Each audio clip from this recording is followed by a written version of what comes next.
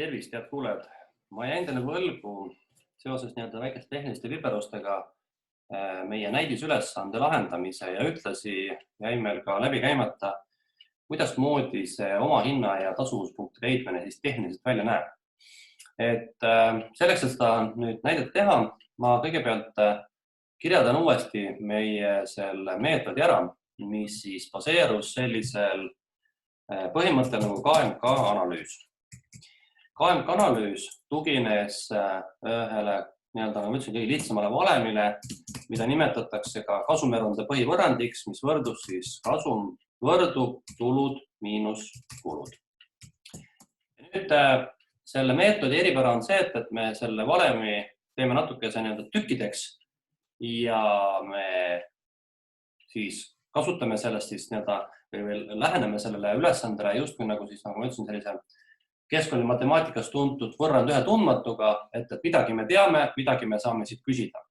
Kirjutame selle valemi siis uuesti pikemalt lahti, kasum võrdub ja kuna meetod eeldas, et kulud jagatakse meil muutuvateks kuludeks ja püsivateks kuludeks, siis nii me teemegi, et nende kulude asemel kirjutame siia miinus muutuvad kulud, miinus püsivad kulud ja me saame selle valemi kirjutada veel rohkem lahti, tuletades siis meie tulud sellise lihtsa seosabil nagu koguse ja hinnakorrutis.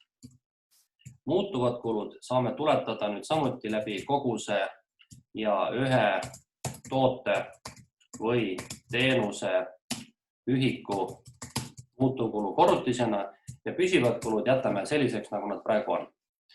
Ja niimoodi see valem välja näebki, ehk siis me võime öelda, et see alusvalem, mille baasilt me ülesannet saame lahendada, näeb välja siis selliselt.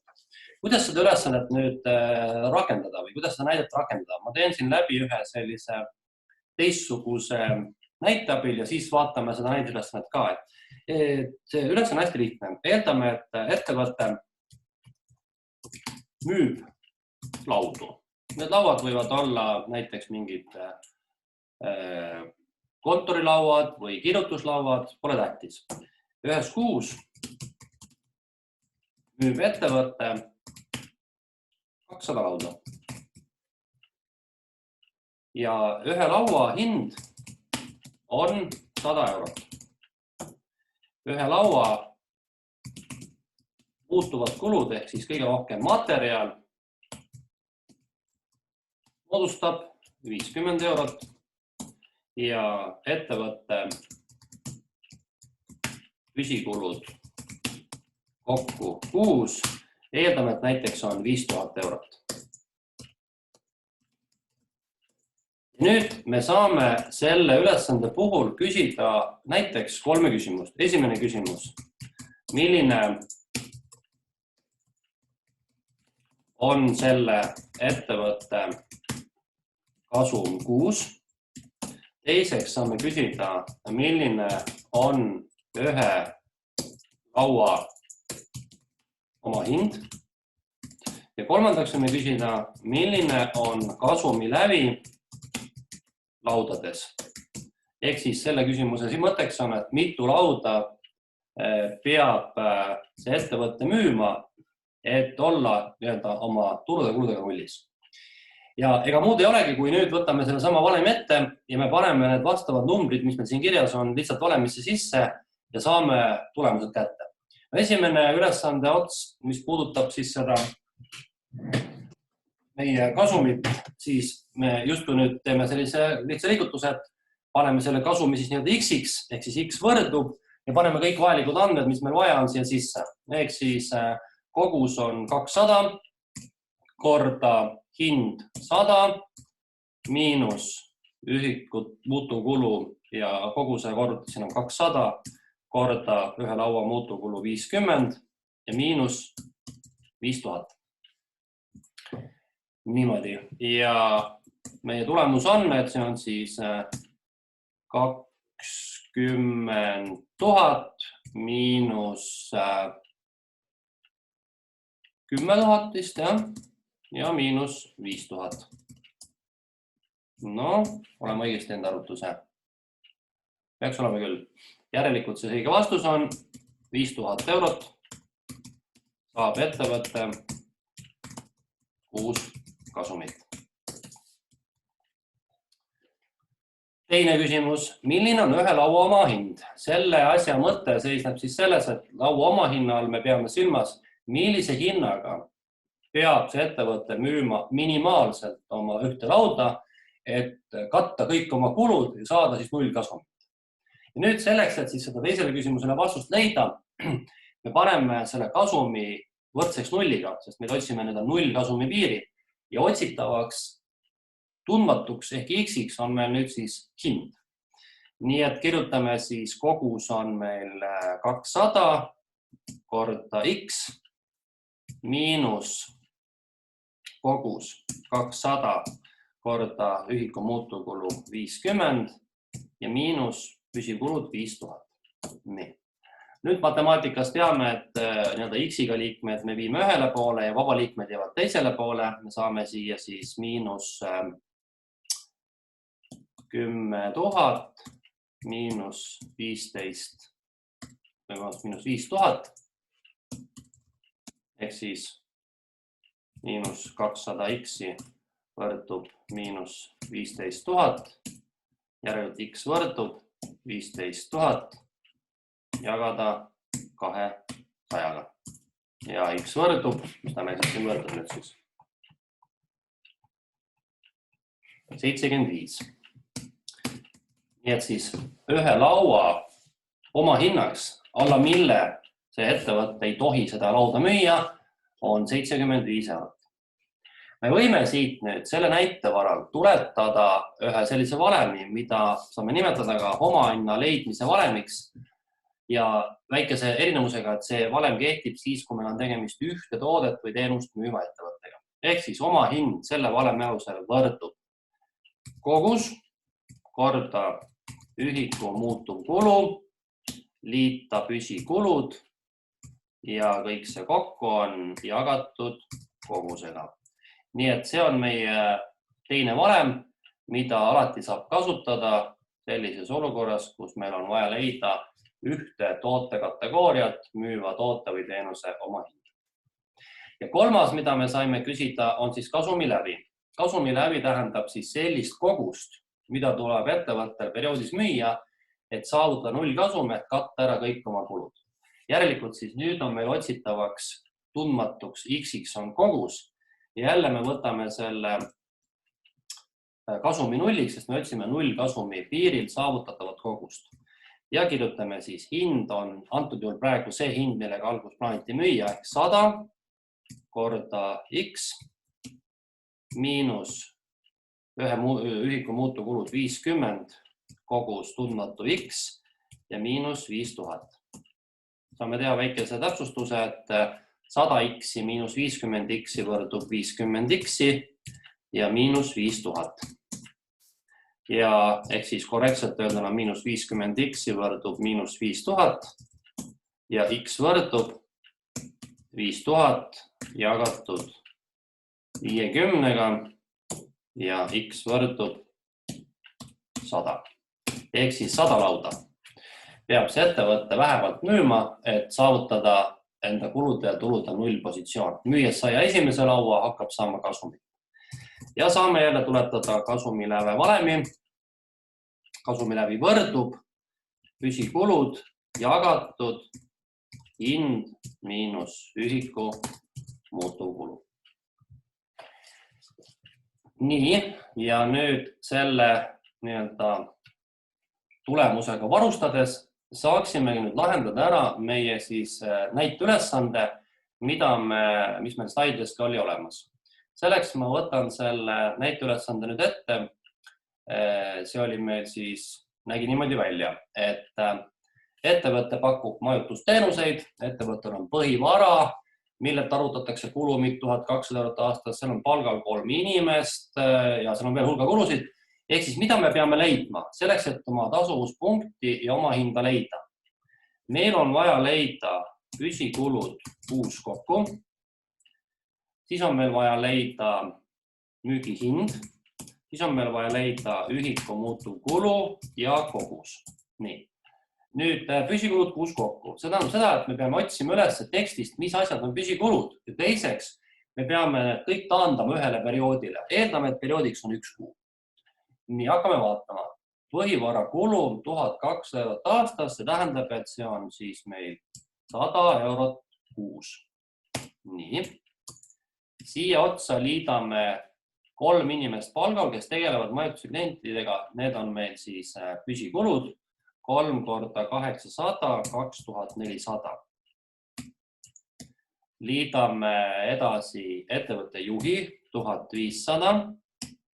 Siis liidame raamatupidaja 1000. Siis liidame turundusjuhi 1200. Siis liidame üldkulud 3000. Ja lõpuks veel ka turundus- ja müügikulud 1000. Võrdub. Ja kui me selle kõik kokku lööme, siis me saame tulemuseks, üks hetk,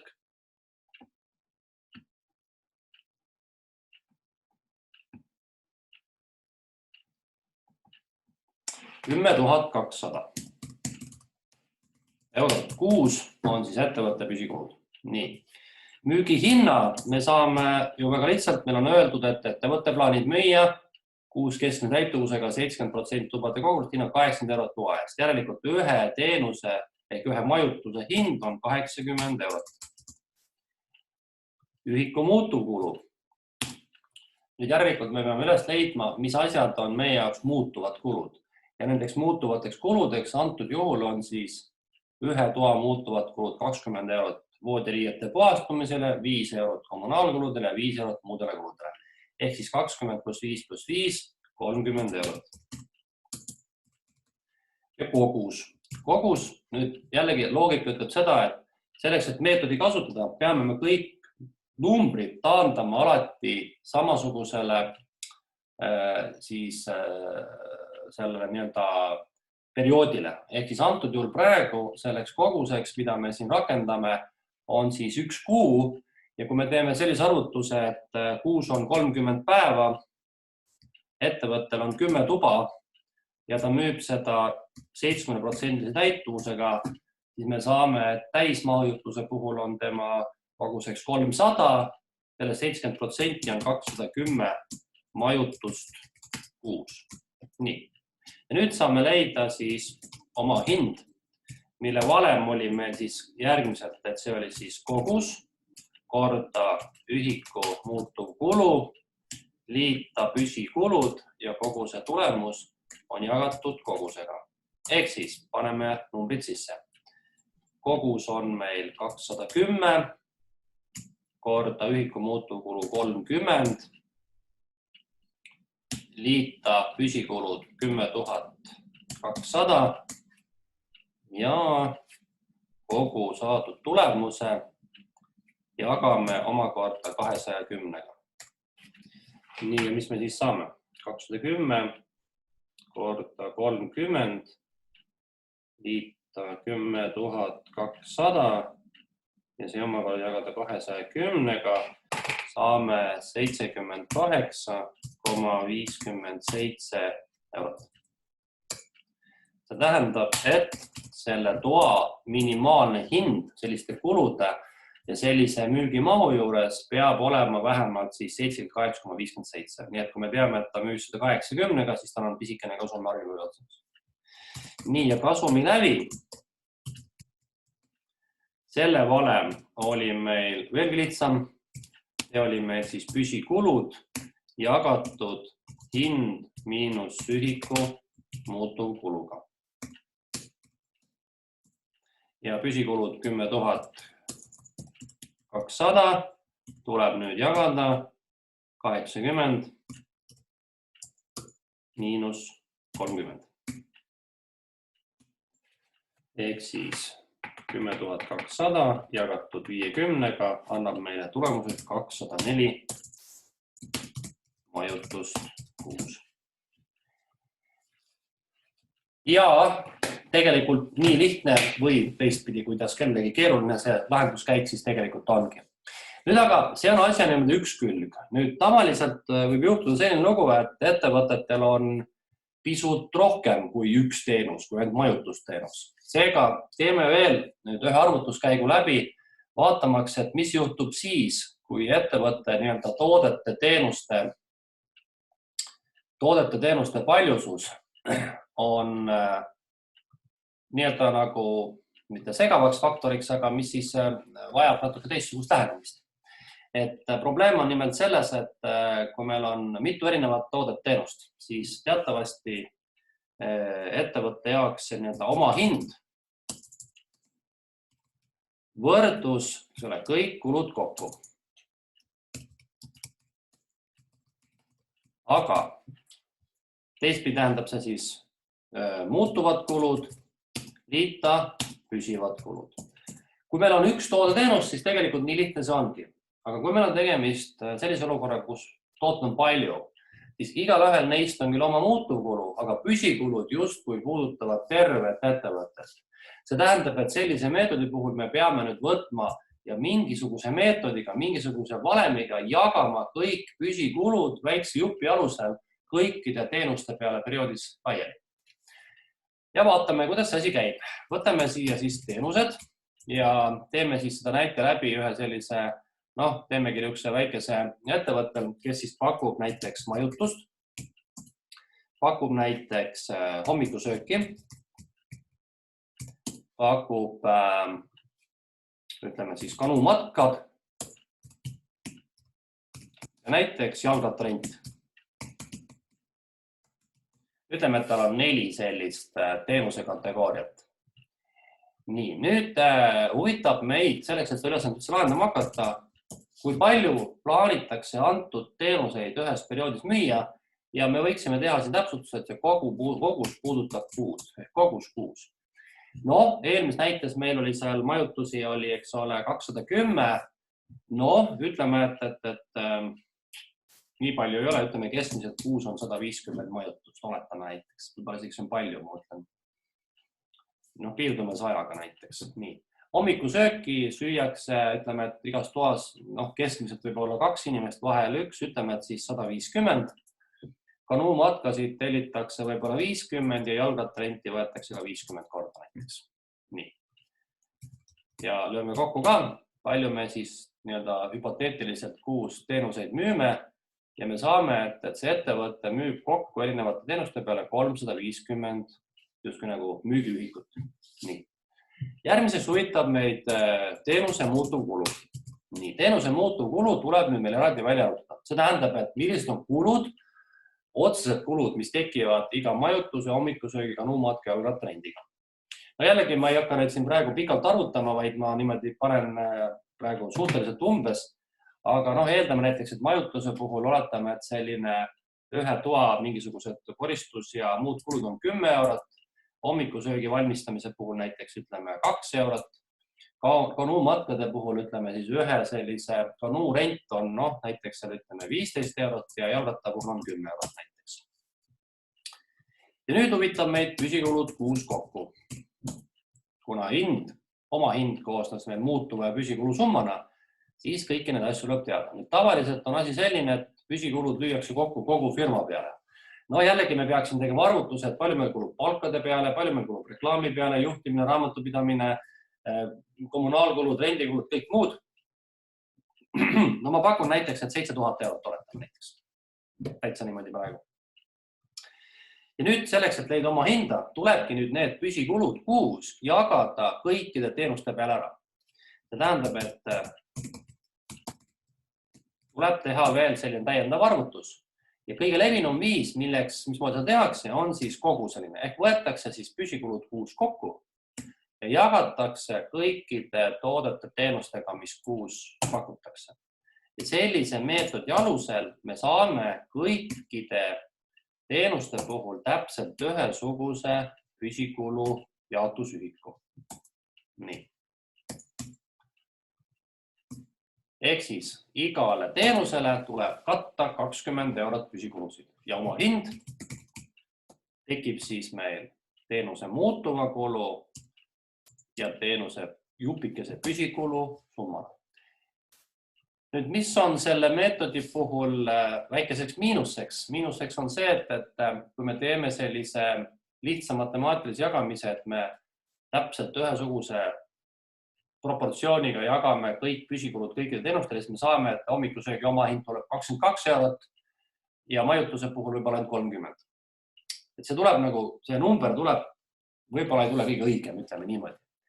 Ja sellisel juhul on võimalik teha nüüd veel täpsustusi, ehk siis nüüd peaks nagu ettevõtja mõtlema, et aga äkki ei ole kogu selline jaotus kõige õigem. See tähendab, et kui ma mõtlen, et mis on püsikulu. Püsikulu on see, et mul on vaja töölistele palka maksta, mul on vaja mingid renti ja kommunaalkulust maksta. Ja nüüd me peaks mõtlema nagu visuaalselt, et kas või enesetundega ette kujutama, et kui palju näiteks hommikusöögi valmistamine võtab minu firmas püsikulusid või kui palju võtab see kanuumatka rent püsikulusid. Tegelikult võib juhtuda, et reaalselt kõige suurem osa püsikuludest tuleb katta hoopis majutuse peale. Ja sellisel juhul tehakse nüüd selline lisaarvutus, et mitte ei võeta püsikulude jagamisel arvesse toodete kogust, vaid näiteks võetakse, ütleme, kulude osatähtsus, no ma ei tea, siis tööajast või siis mingisugusest muust näitest, ehk just nimelt see on sama olulisus näiteks või ma ei tea, siis kulude proportsioon, olulisus näiteks. Et see mõiste sõna on selline, ei oska head näidet tuua, aga mõttena saate aru. Ja oletamegi näiteks, et meil on niimoodi, et kõik meie püsikulud, kõik meie rendid ja palgad ja kõik kõige suuremad kulud, nendest näiteks ütleme seal kuskil 60% lähebki meil majutuse peale. See tähendab, et kõige suurem osa püsikuludest läheb majutuse tegemiseks. Nii. Hommikusöögi peale näiteks kulub meil võib-olla 20%. Nii. Ja need kanuumatkad ja siis jalgrattarent on meie jaoks suhteliselt väikese osaga, sest neid teenuste peale me kulutame väga vähe aega. Nii. Ja nüüd me saame teha sellise asja, et nüüd me ei jaga neid püsikulusid mitte sellise ühtse matemaatilise tulemusena, vaid nüüd me teeme niimoodi, et me võtame aluseks püsikulud kuus kokku. Siit võtame selle proportsiooni, kui palju nad antud teenuse peal mõju avaldasid ja jagame siis kõikide teenuste peal laiali. Nüüd me näeme, et me saame tegelikult hoopis teistsuguse tulemuse. Teeme need siin kõik ükshaaval ära. Ja näeme hoopis teistsuguseid tulemusi.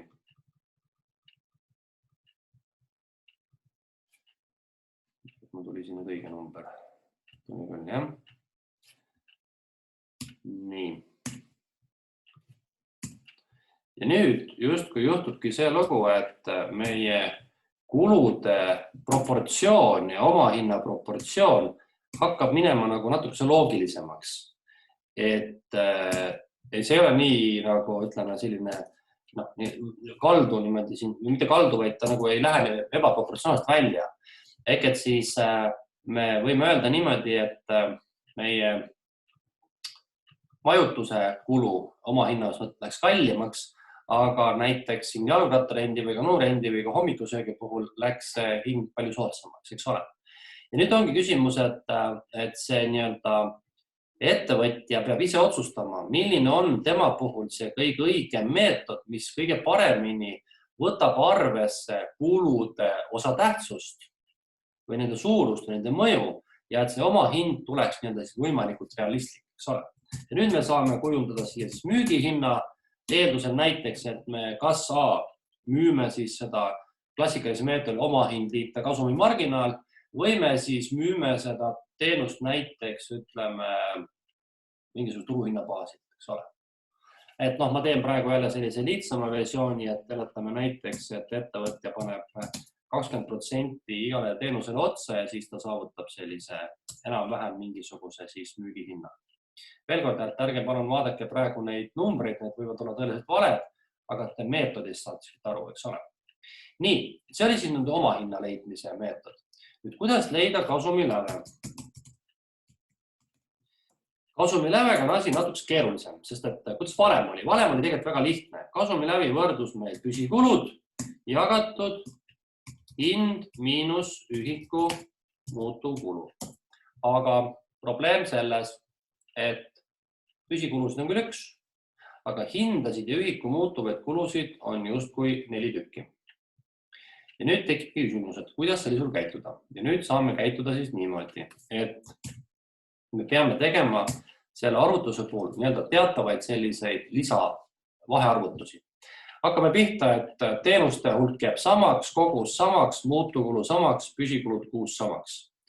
Selle asemel siia kirjutame hoopis teenuste osakaalu ja arvutame välja teenuste osakaalu meie koguteenustest. Ehk siis nüüd saame uued protsentuaalsed näitajad vastavalt sellele, et kui me teame, et kokku müüsime siin 350 ühikut teenust, siis nüüd meil huvitab, kui palju, mitu protsenti nendest iga konkreetne teenus moodustab. Ja selle tulemusena me näeme, et kas tuleb 100% kokku ka, küll, et kõikidest teenustest 29% on meil majutused, 43 hommikusöök ja nii edasi. Nüüd kirjutame siia müügihind.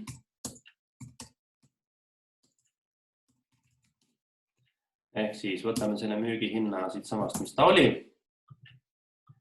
Ja saame teha nüüd sellise arvutuse, et meil on teada, püsikulud on teada, meil on müügihind teada, ühiku muutuvkulu ka. Nüüd me võtame ja teeme selle vahearvutuse hind miinus ühiku muutuvkulu. Kirjutame siia hind miinus ühiku muutuvkulu. Nii, teemegi vahearvutuse ja lahutame iga teenuse puhul müügihinnast maha tema konkreetse muutuva kulu. Nii, ja nüüd on meil siis justkui kõik algandmed olemas ja saame hakata nüüd arutama. Nüüd, selleks, et muuta meie probleem 4 erinevat toodet ja 4 erinevat ühiku muutuvkulu hinda valemile sobivamaks, me peame need 4 tükki koondama ka ühte. Ja selleks me leiame sellise asja nagu hind miinus ühiku muutuvkulu kaalutud keskmisena.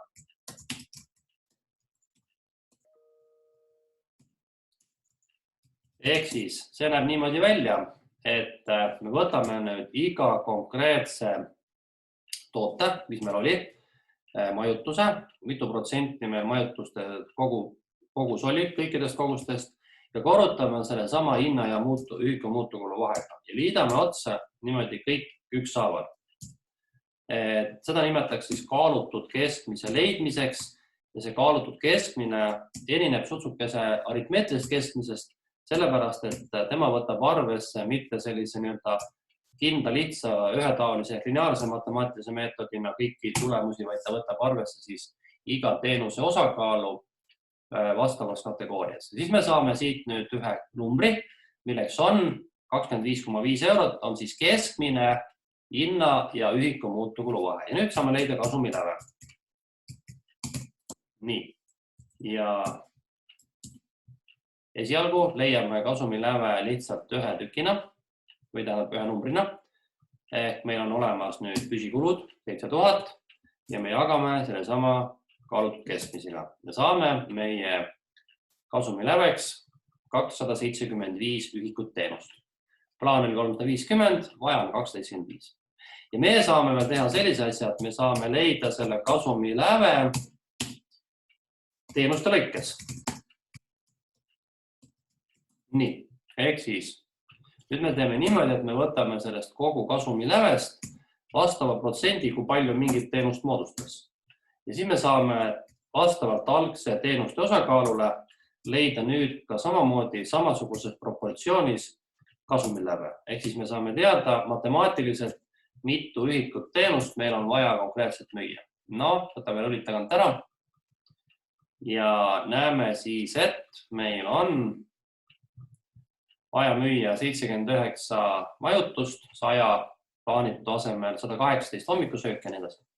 Ja nüüd me saame leida selle meie eelnevalt räägitud ohutusvaru. Ohutusvaru näitab meile seda, kui palju võib ettevõte oma plaanist allapoole kukkuda, enne kui ta nulli kukub.